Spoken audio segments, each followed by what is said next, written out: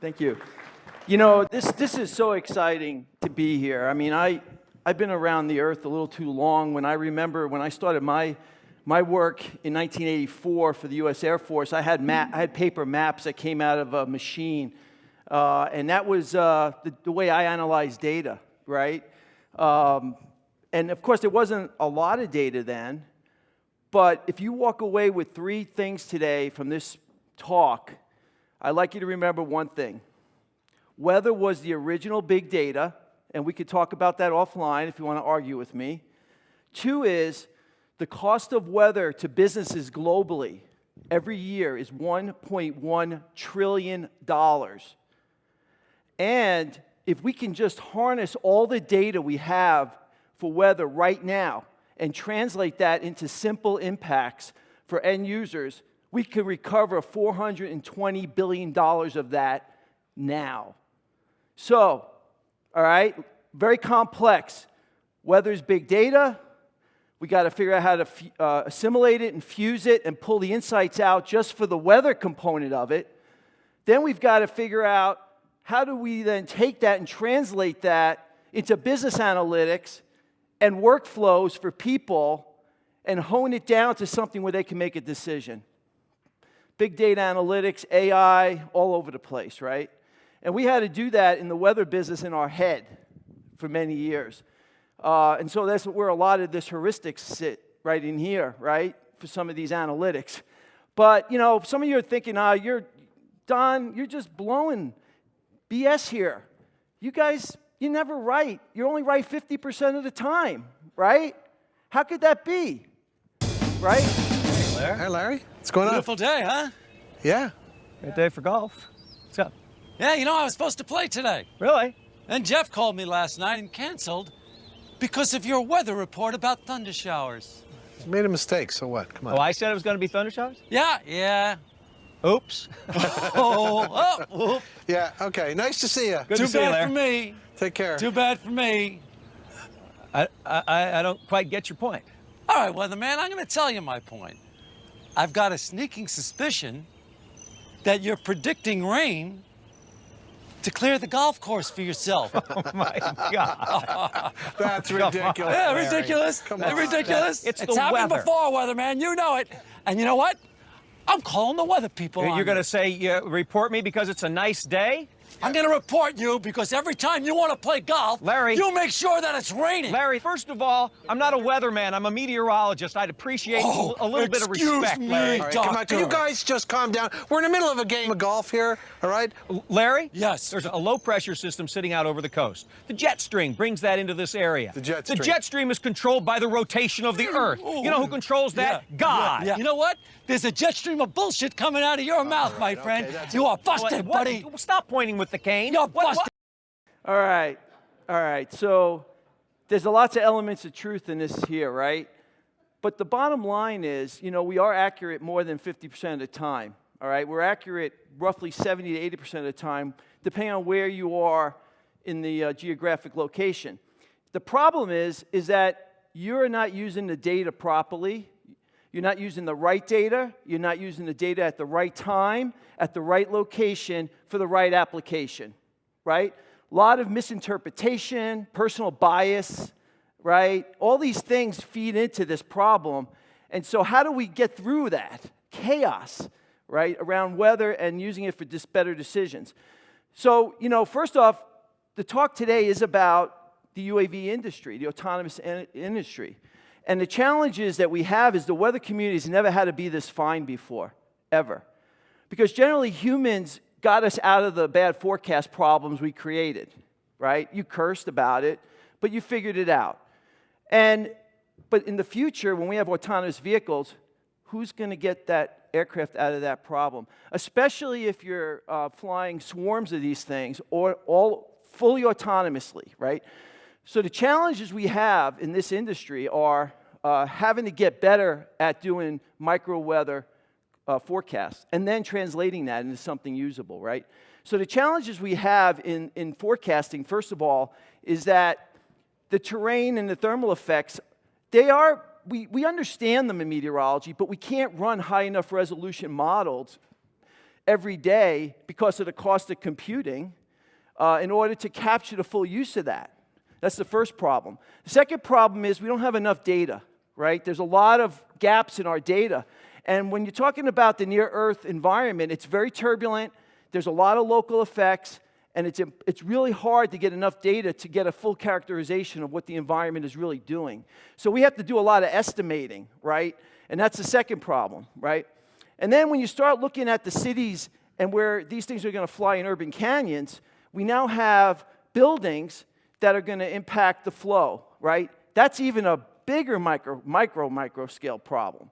And so in order for this industry to really grow, in order to enable profitability, when they really start flying beyond visual line of sight, and we're talking about estimates of a $100 billion industry here in the next couple of years, we've got to solve some of these problems, right? Now, some of these problems are going to get solved through better data, more data. Some are going to get solved with better modeling. Some are going to get solved with machine learning and AI, right? And I think Sue talked a little bit about some of the work NCAR is doing and has already done in this realm. But we have a lot more work to do. And the bottom line is this is the official stand now that we do not have sufficient weather data at a high enough resolution to support the UAS industry safely. And getting the data off your app and getting it freely available on TV isn't going to cut it. It's just not going to cut it. And one of the challenges we have is we've got to overcome is that people have got to realize we're in an era where you are going to have to start paying for better weather services because the government cannot meet this requirement themselves. I know this. I was the Science and Technology Director at the National Weather Service for 4 years. I dealt with all these challenges of requirements versus need, and there is no way the government's going to be able to do this on their own. It's going to require a public-private government partnership. So what are we seeing right now? We're actually, True Weather Solutions is a weather data analytics company, and we are actually been in a year and a half studying this problem in the trenches with the UAV operators. We're in the New York State test range in upstate New York. We're working in North Carolina. We're down in Vegas. And what we're finding is that operators today who are flying visual line of sight, they're just using data off the Weather Channel, whatever, but it's not impacting them as much as it will in the future because they pick and choose the times they're going to fly. But Amazon is not going to be able to do that. Amazon has a significant logistics chain that they have to deal with. And if you want to get your package on time, they're going to have to know days in advance if they're going to have problems with winds. Because they have to figure out how they're going to overcome that and mitigate that. So this is not just about safety. This is about the viability of the industry. Because weather's not going to go away. And I don't even have to talk about climate change. This is just the winds that impact UAVs. You could still have a picnic out in the field because 15 knots of wind, 10 knots of wind, if it's 5 knots stronger, they've just lost 30% of their travel distance, all right, because they're running on battery power.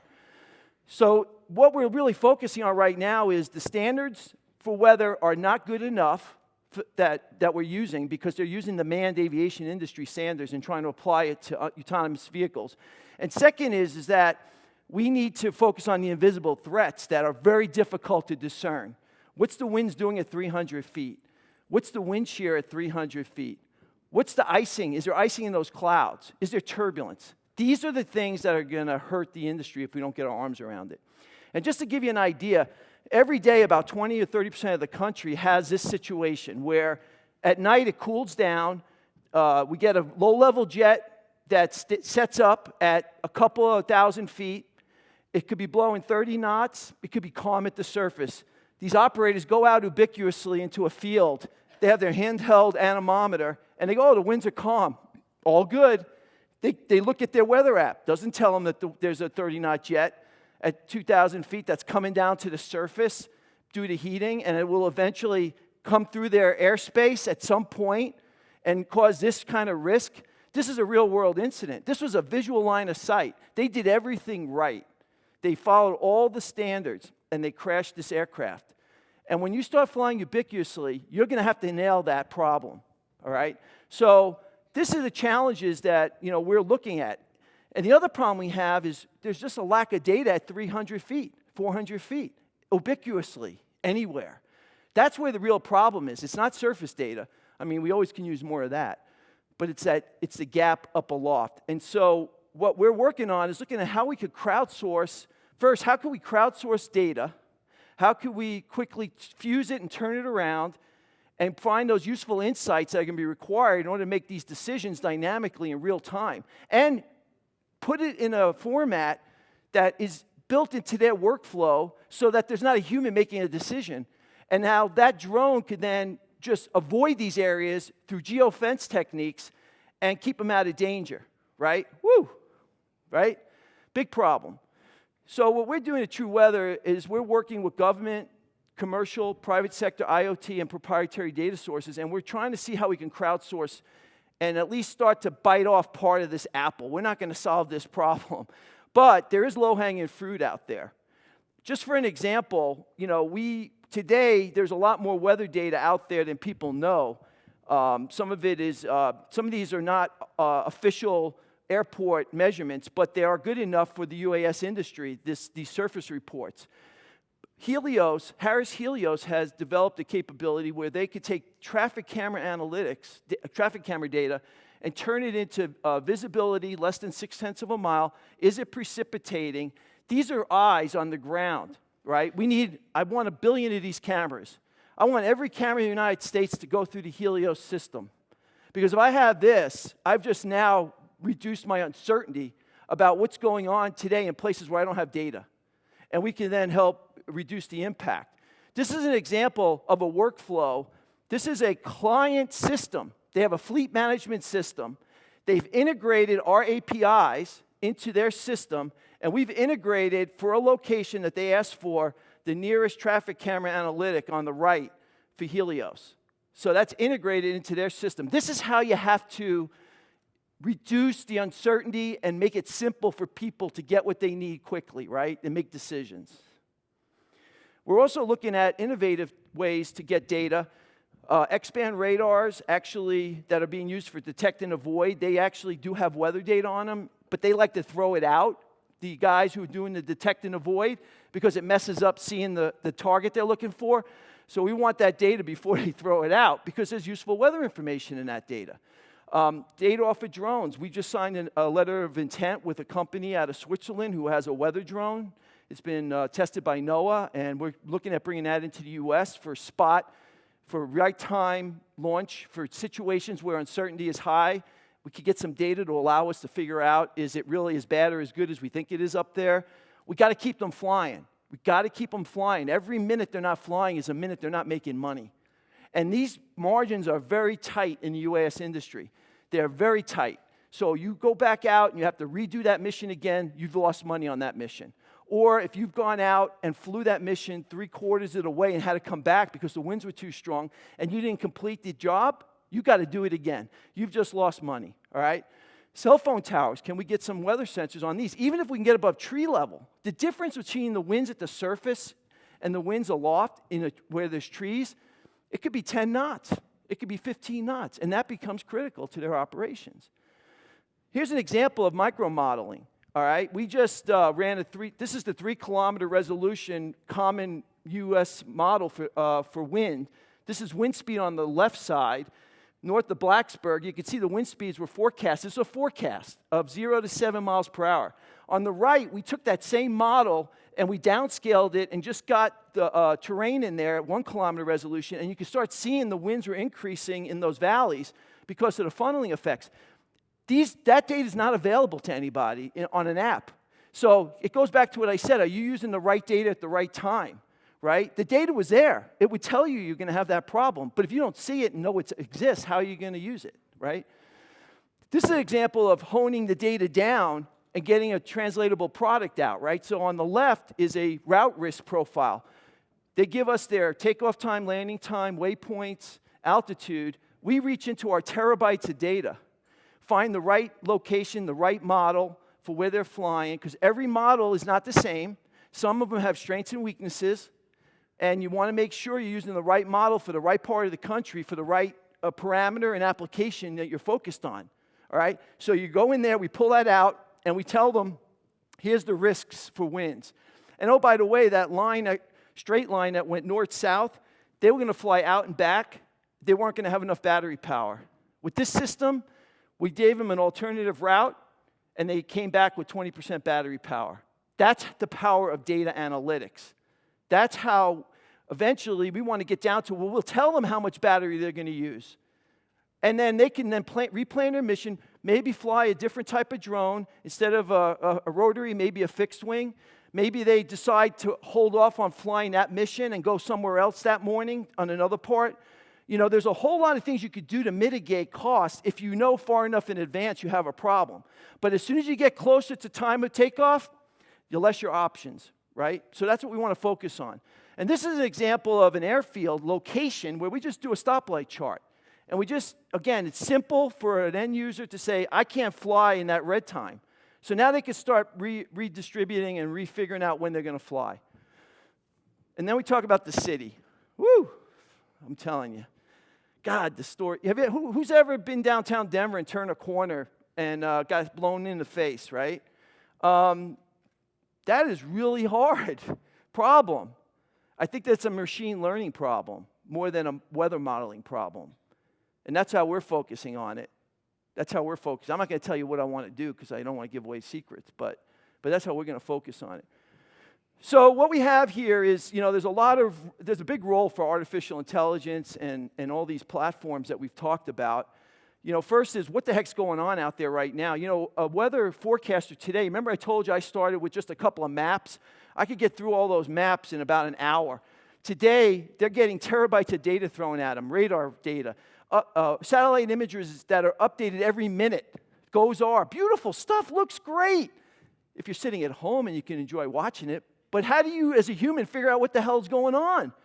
You'll just be sitting in front of the screen going, you know, watching those thunderstorms bubble up, right? We need the data to be pulled out of that. We need it fused with other radar data. We need it fused with other things. And we need the insights to say that's where the thunderstorm is going to, that's the one that's really going to take off. These other ones, these little other bubbling you see going, don't worry about them, right? That's how we make better, faster decisions. We also have to look at how we can improve predictions using the numerical weather models, but then using historical data sets and running machine learning to then improve those fine-scale forecasts. Now, of course, you need data to do that. And that's one of the challenges. You have to have data, right? And then the third one is just identifying weather patterns and saying, in these weather patterns, these are the results we generally get, right? And these are, you know, techniques that are being worked right now by a lot of different people, all right? So anyway, that's the spiel on weather, which was and is still the ultimate big data. I'll see you outside if you want to talk about that. But there's a lot of low-hanging fruit. There's a billion applications, and there's a lot of money to be saved today. We don't even have to improve the forecast. We don't. I proved that in the Air Force. We took current data in the Air Force. We then changed the workflow of 100,000 missions a year. We cut weather delays from 5,000 to 1,800 in 1 year and saved $200 million without an improvement in forecast quality. It was just how you used the data and how decisions were made. Thank you.